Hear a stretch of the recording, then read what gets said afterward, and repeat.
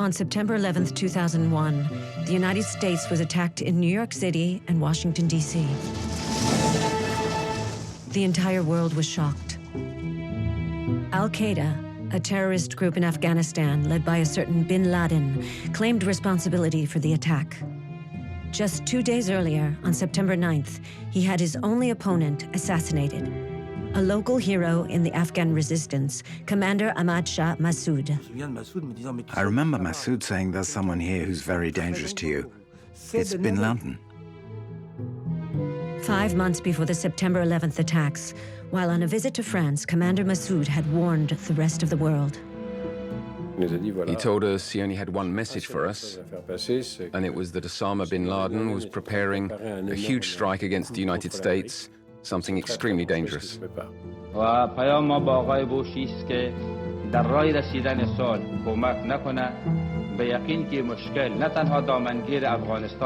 بلکه دامنگیر امریکا و تعداد بیشتری از کشورها خواهد شد. Massoud's message was loud and clear, so why did no one listen? Was it the trade agreements or the arms sales to Pakistan that made the USA and other Western countries look the other way? Why did they refuse to help this man, the last line of defense against the Taliban and the terrorists?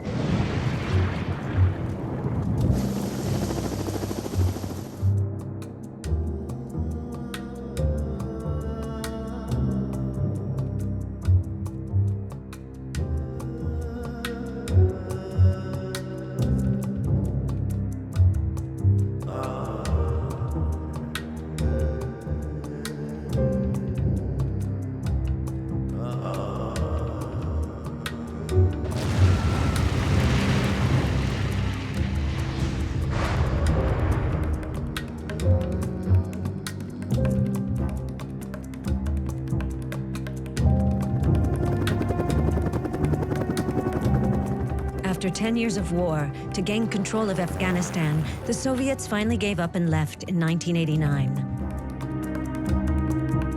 When Kabul's communist regime crumbled 3 years later, the country found itself in a civil war between rebels from various ethnic groups: Tajiks, Uzbeks, Hazaras, and Pashtuns. Afghanistan spiraled into total chaos. This ethnic civil war gave rise to a new movement, the Taliban. In Pashtun language, Taleb literally means a theology student. The Taliban are Islamic fundamentalists who study religion. Their supreme leader was Mullah Mohammed Omar, a hardcore fundamentalist who welcomed into his ranks terrorists from Saudi Arabia and Yemen, Al-Qaeda jihadists, and their leader, Osama bin Laden. In September 1996, the Taliban seized Kabul and most of the country, imposing a tyrannical Islamic regime and Sharia law. Only one man dared resist, a Tajik from the Panjshir Valley, Commander Ahmad Shah Massoud, who was famous for having defeated the Red Army during the Soviet occupation.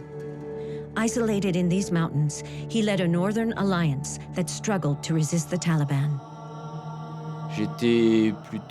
I was pretty good in school, and I went to the Saint-Cyr Military Academy. I spent 3 great years in France's finest school, receiving a military education, but also learning engineering, history, and geography, the things needed to understand the modern world.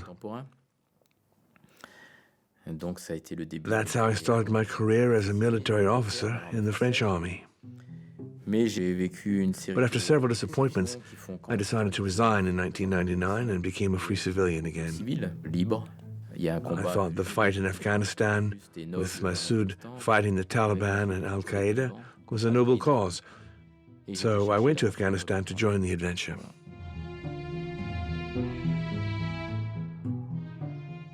I introduced myself to Massoud as a former French officer and told him about the time I had been on a diving mission where we planted mines under boats and sabotaged propellers, and he made a joke about how the Taliban didn't have any boats. And then I said something that finally caught his attention, which was that I was a certified French commando instructor.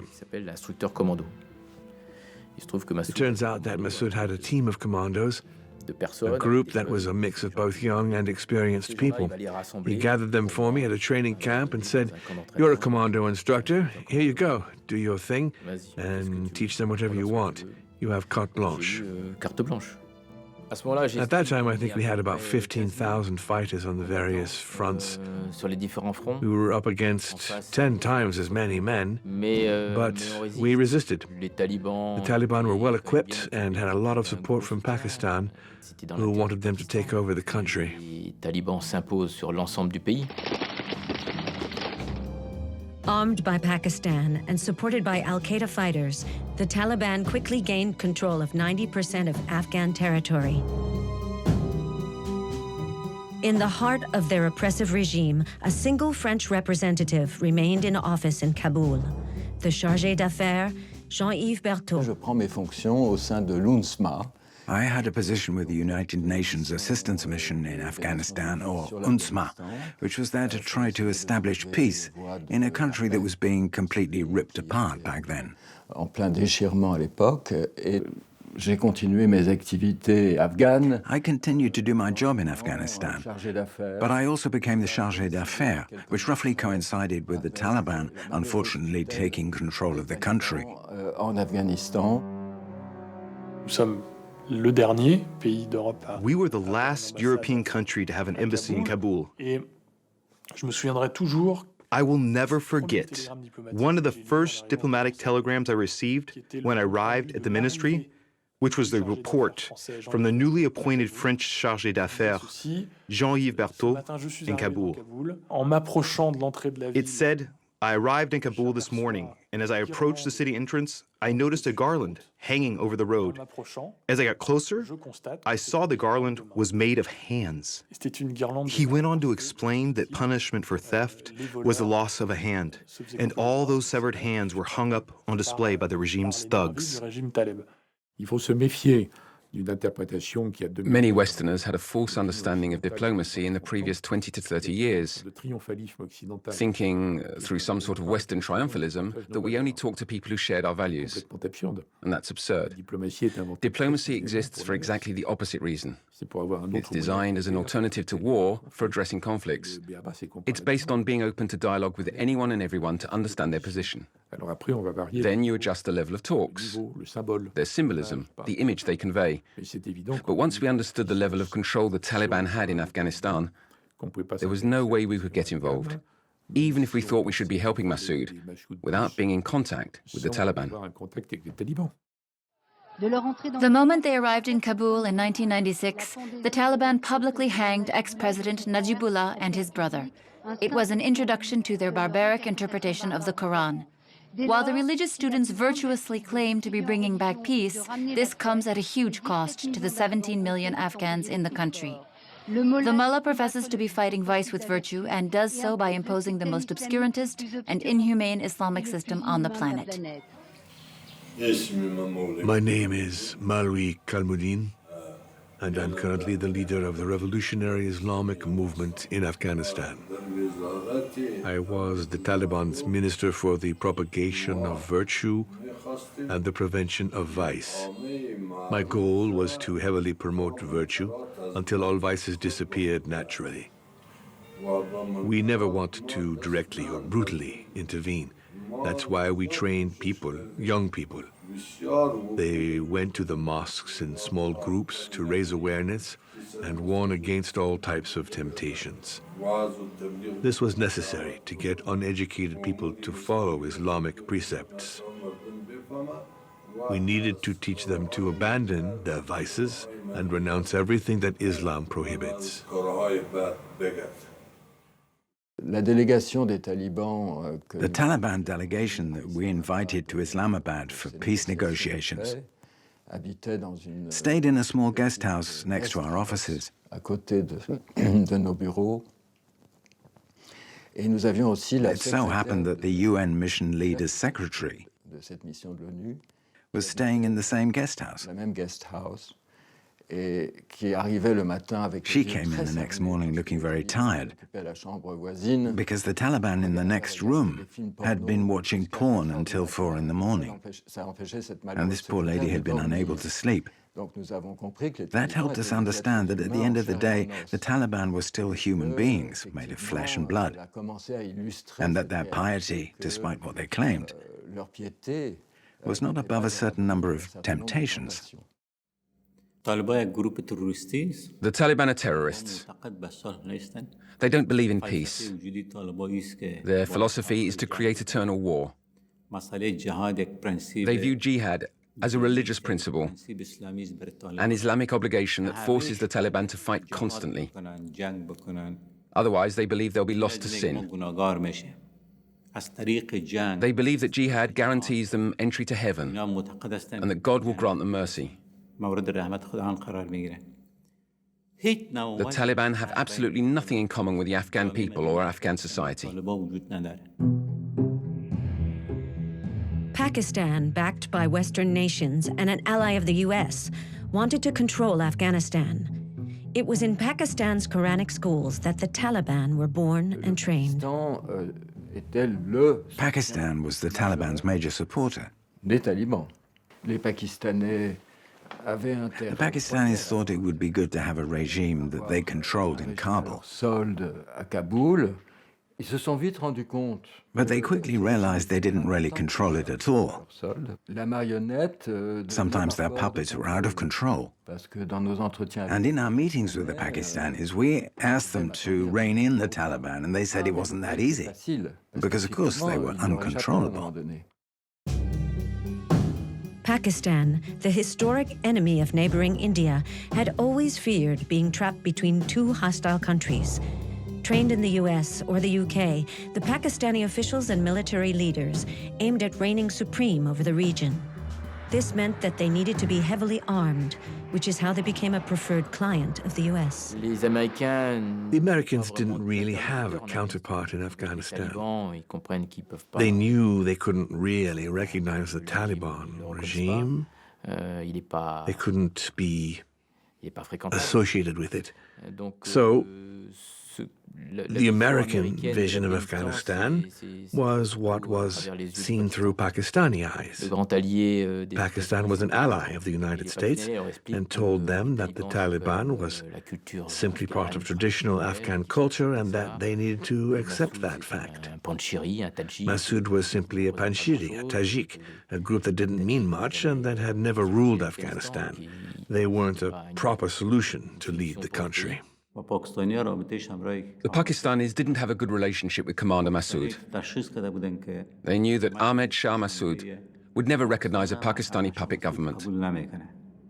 The Pakistanis saw that as resistance and as direct opposition to them. It's true, because my brother would never have accepted a pro-Pakistan government in Kabul, and that's the real reason why the United States never helped him, regardless of what they claim.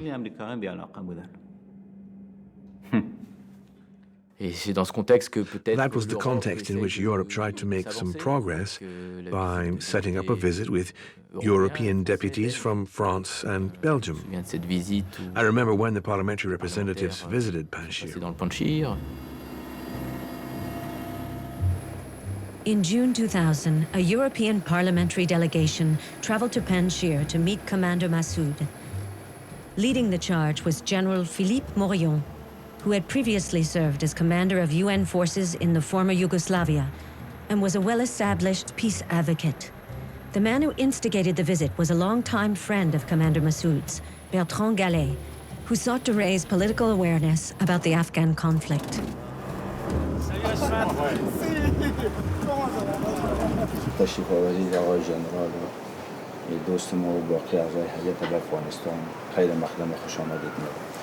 مسئله دو پاکستان دنبال یک عمق اسلامی است در پالو یک عمق جغرافیایی.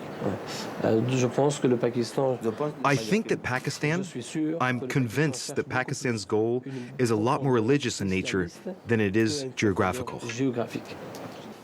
Osama bin Laden who's much talked about in Afghanistan these days, was trained by the Americans back in the day. They can't deny it. It's in that context that he took control of all the big madrasas, Pakistan's Quranic schools. The resistance is much bigger than that. It encompasses everyone who's Tajik, Pashtun, Hazara, and anyone else who understands the threat. They all oppose it. From this moment forward, all ethnicities need to unite against the foreign invasion. We're living in the 21st century, and globalization is bringing us closer together. No one could continue to exist in isolation without any contact from the outside. It's a natural phenomenon.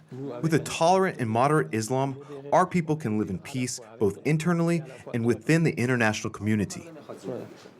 I wore a pakol like a local. I speak the language, and since I didn't use French in front of them, they thought I was Afghan, which suited me just fine. I attended a number of those meetings. Massoud wasn't a fool, he was sharp. What he needed above all else was military support. If an intellectual or a politician rallied behind him for their own personal interests, so be it. What mattered was that they showed up and brought back a vision that counteracted what many others in Paris were thinking. But in the Western world, in the US and Europe alike, arms dealer lobbyists were numerous and powerful, and Pakistan was quite the client. In that regard, Massoud was a problem. Massoud was very good. He convinced them easily. We'll see where that leads in political terms, but I think we're slowly moving forward. A country like Afghanistan is so far removed from the current concerns of European parliamentary representatives. But this is how we'll get things to evolve, through trips like this one. They're tedious to put together, but they're productive. Safe travels home. My heart is here with you. So we'll be back. We'll be back to bring you to Paris. And to Washington. Then, when Morillon got back to Strasbourg, he convinced Nicole Fontaine, the president of the parliament, to officially invite Massoud, which had never been done by anyone, anywhere. I think France's hands were a little tied by the relationship and economic connections with Pakistan, which was valuable back then. Of course, French intelligence services were in contact with Massoud, the same way they were in contact with the Taliban. They met him regularly to ask questions about the situation, to understand how he saw things, and also to ask questions about Al-Qaeda. That was the major point of interest of the French intelligence services. Given how Massoud had a significant network of informants in the country, he might learn things about bin Laden or Al-Qaeda and share that information with the French. I shared military insights about the Shamali Plain front with French intelligence services, with Massoud's permission. I was a messenger. The messages transmitted by Western secret services, including the CIA, were eventually heard. Still sparing Pakistan, the Americans decided to put pressure on the United Nations Security Council in New York City. The UN voted to put sanctions in place against the Kabul regime. Les talibans ne peuvent continuer à faire fi de la volonté de la communauté internationale en soutenant et abritant des terroristes en toute impunité. The United States was in what I call their hyperpower phase, which meant that basically any other power almost anywhere in the world had to take US policies into account. That didn't mean they needed to agree with those policies. In fact, the French government's position with regard to the United States at that time was to be a friend, an ally, but not necessarily aligned with them. The Americans found that unacceptable, because they thought, if you're an ally, you have to be aligned with them. Otherwise, you're useless. The moment international sanctions were put into place, I knew they would become even more radicalized. and that the moderate, who were in favor of keeping open the communication channels with the Western world, would essentially no longer have it their way. As a result, it would be the radicals who would seize power. I tried to tell them that. I tried repeatedly. The radicalization of the Taliban had brutal, inhumane consequences for women. Their rights regressed even further. Women were reduced to nothing, and any suspicion against a woman could lead to her imprisonment, beating, or even stoning. Thousands have come to the stadium to see a woman die, a woman whose face we'll never see. We only know her as Zarmina. That's her in the middle, between the two female guards. The Taliban leader sentences her to death for adultery.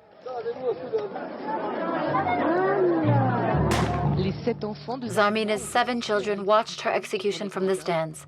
Their uncle was the one who pulled the trigger.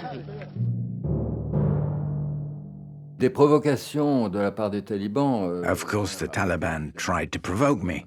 Ils ne pouvaient pas résister à l'idée de. They couldn't resist the idea of luring me to their side. En me suggérant, par exemple. For example, one time they sent me a beautiful written invitation asking me to honor them by attending a public execution at Kabul Stadium. That really made my blood boil, and I went in person to return the invitation to the protocol service of the Ministry of Foreign Affairs, which at that point had been reduced to its simplest form. I said, "Take this back. I don't want to keep such an invitation, and I never want to receive another one like it in the future." Freedom for women? It's false to say that they had no freedom. They were not prisoners. Granted, they did not have Western freedoms, but they had Islamic, Quranic freedoms. And in our country, it's true that stoning, as prescribed by Islam, is allowed. Women are like ghosts, all shrouded in the same covering, the chadri. These furtive silhouettes were filmed in secret. In Afghanistan, one can't even look at them from behind. And here, even their underwear is a man's business. Women selling clothes? No way. Islam wouldn't allow it. Because of this interpretation of the Quran, in Afghanistan, women's fashion is entirely decided by men, from the cut of the pattern to the actual models.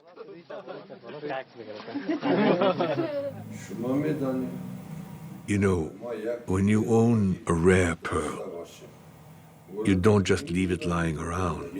You keep it safe in a beautiful box. You find a very beautiful box and you keep it inside because it's very valuable. Women in Islam are like pearls. They are valuable, much more so than they are in the Western world. Here, a man must serve his wife. I, myself, am a servant. My wife is at home, along with my daughters, and I serve them. Thanks to us, women do not have to work. Women's rights are protected by Islam. The Shadri also protects them. Before the Taliban arrived in Kabul, women played a major role in Afghan society. They held 80% of administrative positions and a third of medical jobs. Massoud encouraged equality and advocated women's return to public life. Massoud believed Islam's fundamental values that give women a space and the right to have an education. They fully belong in the organization of political life. And I think Massoud pushed for those ideas. Women's groups came to him, asking him to sign a charter for women's rights, which he did. He was fully aligned with everything they brought up. He agreed with all of it. Yet he still added a line about how these clauses had to respect Afghan culture. Another indication of the Taliban's radicalization was their desire to destroy all non-Islamic symbols. After forbidding children to play with kites, to listen to music, and to take photos of themselves, they now opposed looking at any work of art. The Afghan government, with help from France and a protocol signed in 1921, had promoted national archaeology.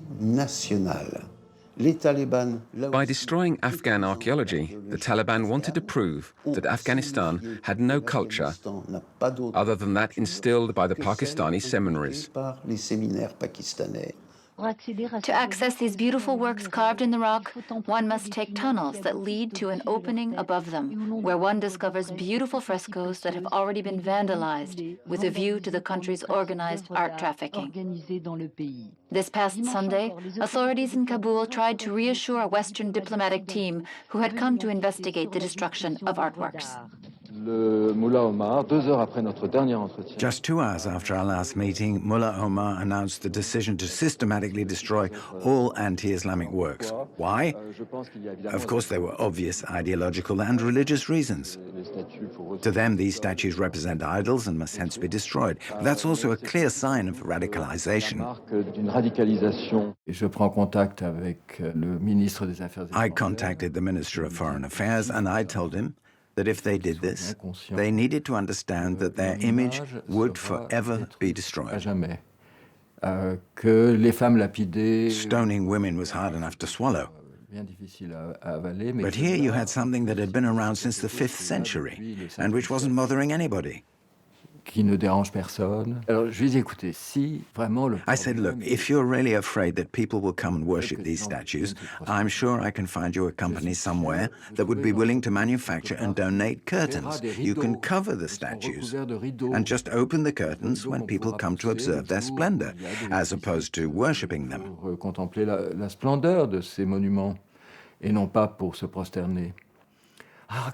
He said, what a great idea, and that he would relay it to Mullah Omar. He promised me that those Buddhas wouldn't be destroyed. He gave me his word.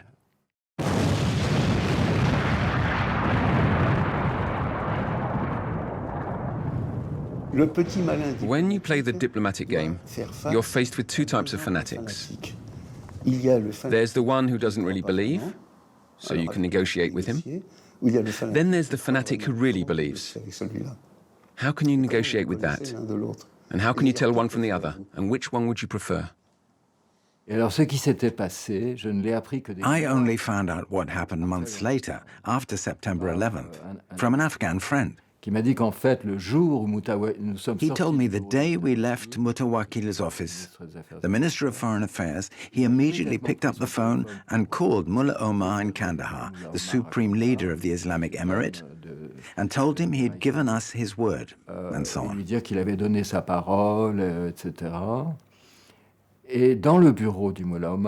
It turns out that Osama bin Laden was in Mullah Omar's office at the time, and he said, don't you think that would be an embarrassment? These foreigners are willing to spend millions to install curtains or build a wall around the Buddhas, while our people are dying of starvation, and they won't even lift a finger to help them. That's shameful. We need to destroy all that crap, those pieces of stone. And that's what happened. All of our appeals were unfortunately totally useless. The Taliban's relentless destruction of the Bamiyan Buddha statues in March 2001 was a huge shock, because it revealed an extremely deep-seated way of thinking, which is why the world reacted. It represented a resurgence of a way of thinking that we thought we were done with in our world. This thought that monuments and works of art from civilizations that are not our own carry ideological messages and pose religious dangers, which is why they must be completely eradicated.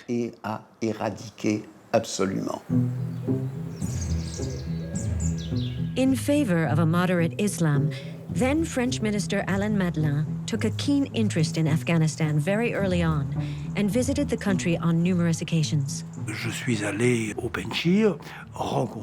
went to Panjshir to explicitly meet Massoud and spend time with him. He was a true force of nature, an extraordinary man. While I was in there, Massoud gave me a clear message warning of the dangers Afghanistan presented to the world and saying that the Afghan people needed to be freed from this tyrannical regime. I told him that he needed to come to France. The Ministry for Foreign Affairs was afraid for many reasons. But the main reason, according to one of the senior officials at the ministry, was weapons negotiations with Pakistan. We couldn't upset Pakistan. The Ministry of Foreign Affairs didn't want him to come, which was strange because in reality, and for a bunch of reasons, the French military had people on the ground there who knew the country. And they had a completely different opinion. They knew we needed to help Massoud, but their voices were snuffed out as they passed through military, diplomatic, and government channels. I talked to people and offered them solutions. The Taliban were losing popular support, and there were Taliban commanders that we could have paid off. To these 50 commanders or so, we could have offered $40,000 each. It would have cost $2 million. If someone had just lent us $2 million, we could have taken down an entire front, or multiple fronts, and taken back big cities like Herat, Mazar-i-Sharif, or Jalalabad. It would have been possible, but it never happened. In March, the French Minister for Foreign Affairs invited a Taliban delegation. I offered to greet them because I was curious. I wanted to see what they were like after having read so many horrible things about them. I remember they were completely closed off. They never looked at me in the eye. Even when we were 2 feet from one another, they didn't say anything. But it was done, and it probably had to be done because we didn't know what was next. This March 2001 visit took place in great secrecy without any cameras or media present. Diplomacy required keeping both parties happy in order to see the weapons deal with Pakistan through. Invited by the European Parliament and not France itself, Massoud made his first stop in Paris.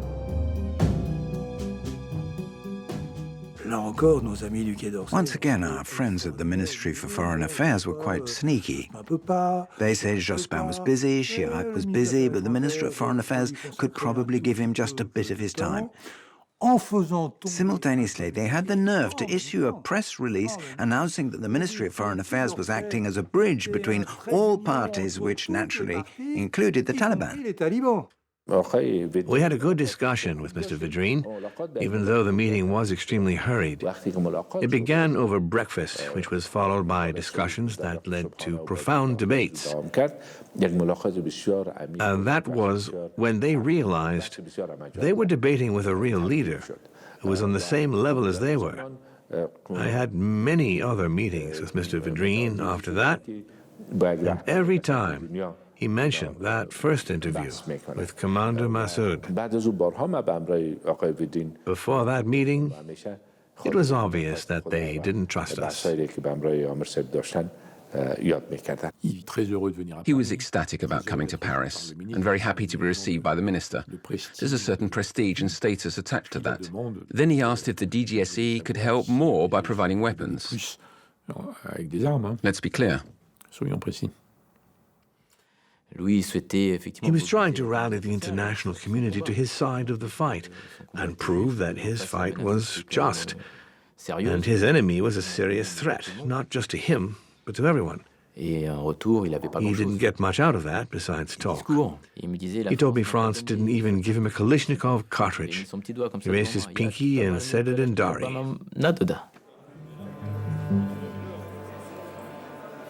5 months before September 11th, Massoud came to Europe to deliver a message. و پیام ما با آقای بوشی است که اگر در قسمت تامین صلح در افغانستان توجه نشه و مردم افغانستان در راه رسیدن صلح کمک نکنه به یقین که مشکل نه تنها دامنگیر افغانستان بلکه دامنگیر امریکا و تعداد بیشتری از کشورها خواهد. Of course, I saw Massoud when he came to Paris, and we had a meal together. Of course, we talked about all these problems, and I was able to share my despair and how disappointed I was with my compatriots. Of course, I told him all about my trials and tribulations at the various NGO conventions in Washington,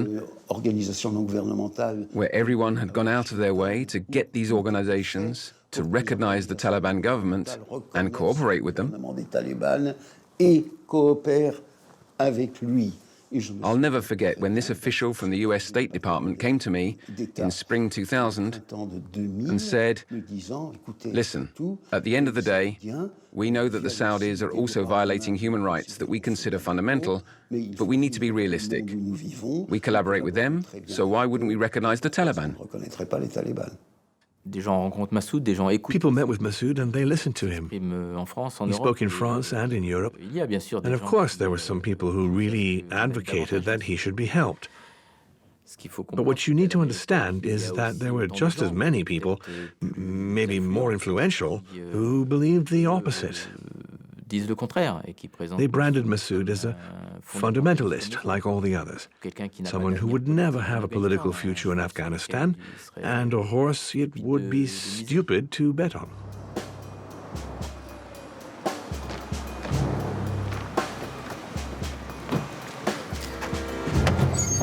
Massoud was officially greeted by European authorities, notably through his visit to the European Parliament in Strasbourg. Welcome to the European Parliament. I'm so happy to have you here. His message would finally be heard and listened to.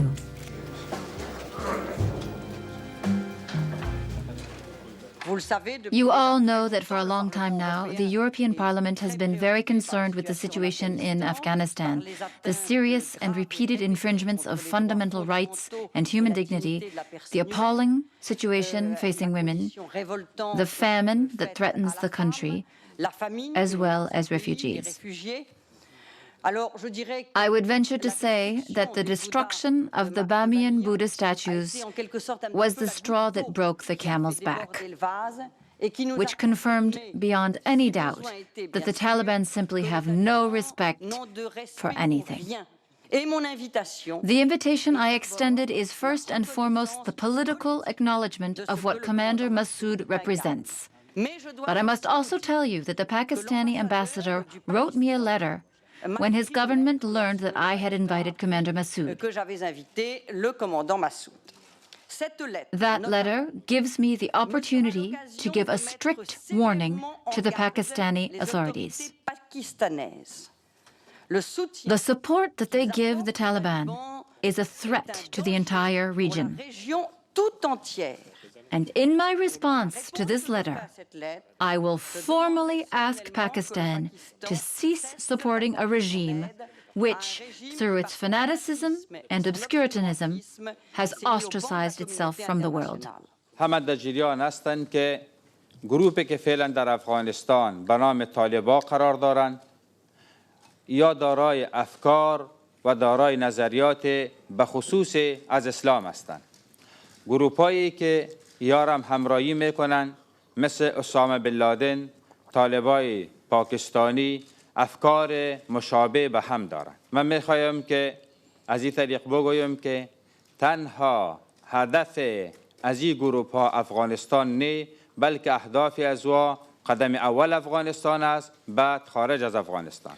و با کمال تأسف باید یادآوری کنم که در عقب همچو گروه‌ها با همچو افکار افراطی که دارند رژیم پاکستان و دستگاه استخباراتی آیسای پاکستان قرار دارد. Massoud's visit to Europe was a very good thing, but it was also the worst possible thing he could have done for himself, because I'm pretty convinced that's what gave the enemy the idea that Massoud himself had to be physically eliminated. That idea came out of the sick minds of Al-Qaeda leaders. To put it simply, Massoud's assassination was bin Laden's gift to Mullah Omar. Je percevais la radicalisation forte. I had noticed the fanatic radicalization of the Taliban, Mais je ne savais pas but I didn't really understand how much influence bin Laden had at the time. Or Ben Laden avait conclu un mariage Bin Laden had married one of his own sons du Mullah Omar to one of Mullah Omar's daughters. d'une fille du Mullah Omar avec son propre fils. Et ça, c'était évidemment That meant their relationship had become familial and dynastic, which posed a lot of problems. Beaucoup de problèmes. It was a gift to Mullah Omar in the sense that it gave him the last little piece of Afghanistan he was missing. Assassinating Massoud meant he could launch a massive operation to conquer Panjshir and the entire northeast, ruling over the entire country.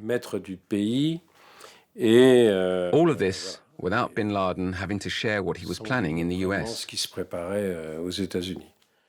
Al-Qaeda thought that one of Massoud's weaknesses was his willingness to accept visits from journalists and politicians. So they decided to use that as a way to get close to him. They could go in pretending to be journalists with a camera or batteries that were filled with explosives.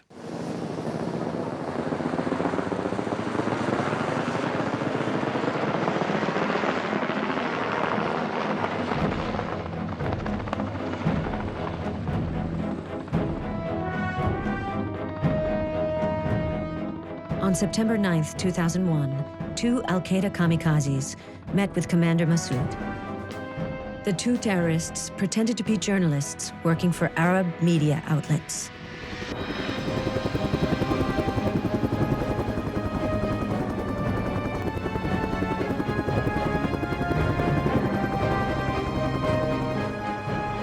Fahim Dashti, one of Massoud's loyal lieutenants, is one of the only two witnesses still alive today.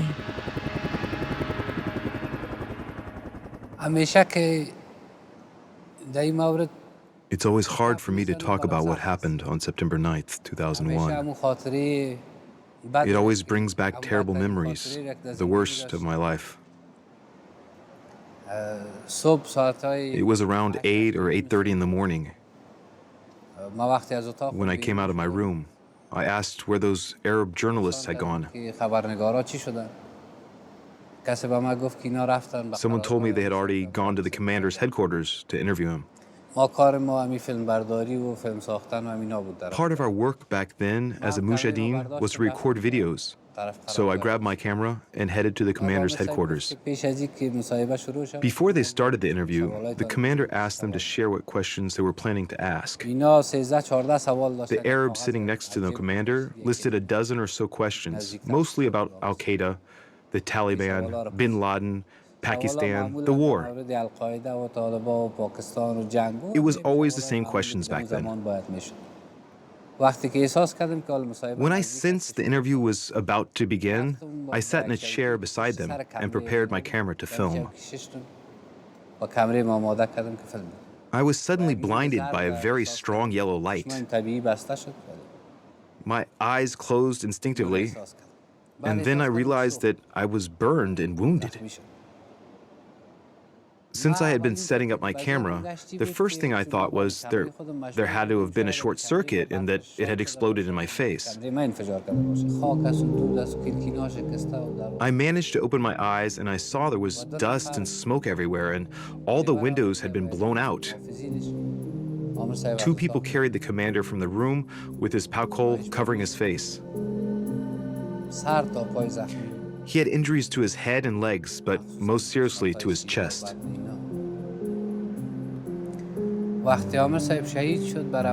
When Commander Massoud was killed, for the first time in my life, I realized what a great responsibility that man had been carrying up until that point. Everything depended on him.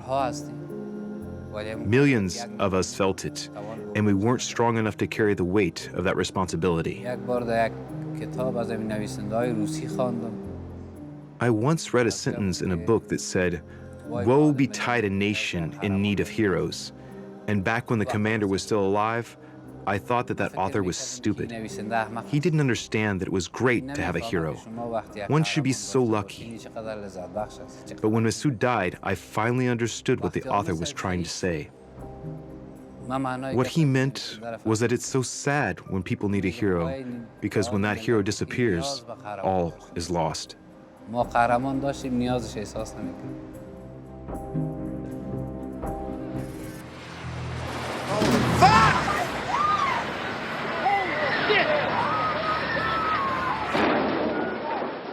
2 days after Massoud's assassination, on Tuesday, September 11th, 2001, at 8:45 a.m., an airliner crashed into the North Tower of the World Trade Center in New York.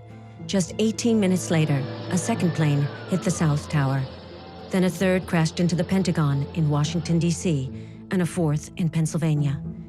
It was the worst terrorist attack in human history. The two events are closely connected. Before the attacks on September 11th, Al-Qaeda wanted to eradicate the leader of the resistance, so there would be no more opposition to the Taliban in Afghanistan. Yes, bin Laden understood that Massoud was his enemy, for sure. Perhaps he had thought that after the attack on the Twin Towers, there would be a crackdown on Afghanistan. And if such retaliations occurred, he needed to ensure Massoud was gone, because he represented the main danger against him. The rest would work itself out, but the connection between the two events is absolutely obvious.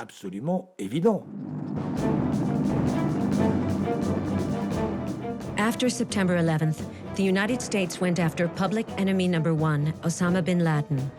They took military action in Afghanistan.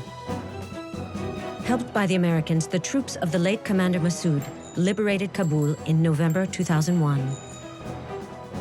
The Taliban's departure was a relief to the local population. I shaved, says the man. There's no more Taliban. This Al-Qaeda command center shows clear signs of its occupants' hurried departure. But the most surprising thing of all was found in the basement. A dozen brand new Milan-type anti-tank missiles, weapons manufactured in France and abundantly sold to the United Arab Emirates and Pakistan. In the Western world, the discovery of this arsenal almost went unnoticed. Only one person was surprised and dared raise the issue of certain dealings with Pakistan. I yield the floor to Mr. Alan Madlan, the first speaker. Today, Kabul has been liberated. The Taliban have been chased out, and I'm the first to rejoice because for a very long time, I've had the feeling that very few of us were ready to denounce the blind eye that France and the world's democracies turned towards the oppression of the Afghan people under the criminal Taliban regime. Mr. Prime Minister, perhaps you can enlighten us as to the origin of the French Milan missiles that were just found in the Taliban's deserted arsenals in Kabul. By answering, you would at least partially explain the French government's ambiguous position, because never once, Mr. Prime Minister, did you say that Afghanistan should be free of the Taliban regime? Taliban? You've never even said the word a single time. I wanted him to explain where those French military Milan missiles were coming from. The wire-guided Milan missiles that had been found in the Taliban's arsenals in Kabul.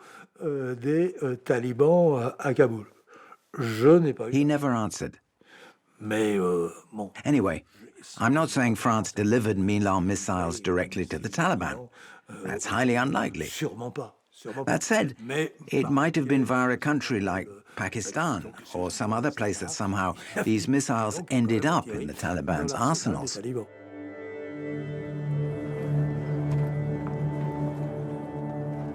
In Kabul, Massoud remains a living legend to its multi-ethnic and multicultural population. But Afghanistan is still threatened by terrorists that coexist with the Taliban. And the Taliban continue to be supported by Pakistan. In this context, Massoud's heritage is a source of inspiration and hope, a hope that lives on through the political arrival of the commander's only son, Ahmad, who is following the footsteps of his father and embodies a new front against the Taliban and international terrorism. Well, before the collapse of the New York Towers, the oppressed people of Afghanistan were the first victims of terrorism and its brutality.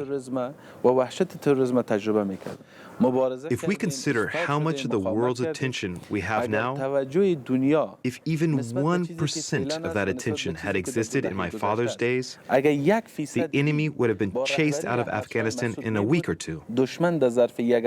And today, there would be no more terrorism. As long as Pakistan still wants to control Afghanistan, there will never be peace in the region, and the war will continue. Only when Pakistan ceases to support terrorists, when the leaders of Pakistan change their policies with regard to Afghanistan, will the region stabilize and find its way on the road to peace. Pakistan could then develop, and so could Afghanistan.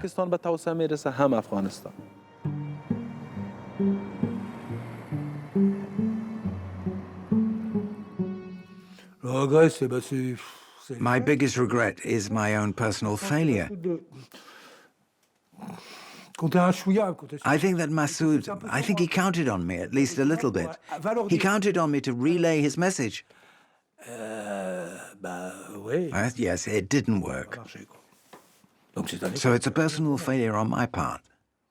That said, the collective failure is even more consequential than my personal failure. Massoud's image remains untarnished. It's an image that isn't exactly what his supporters in Paris thought, but he was still a strong figure, even if he was a warlord. I guess he never got a chance to disappoint us. He died too soon for that. It all happened like a Greek tragedy. Total disaster for Afghanistan.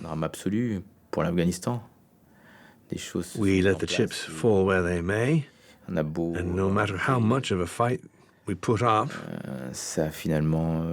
things took a turn for the worse. And that's still the case. Encore aujourd'hui.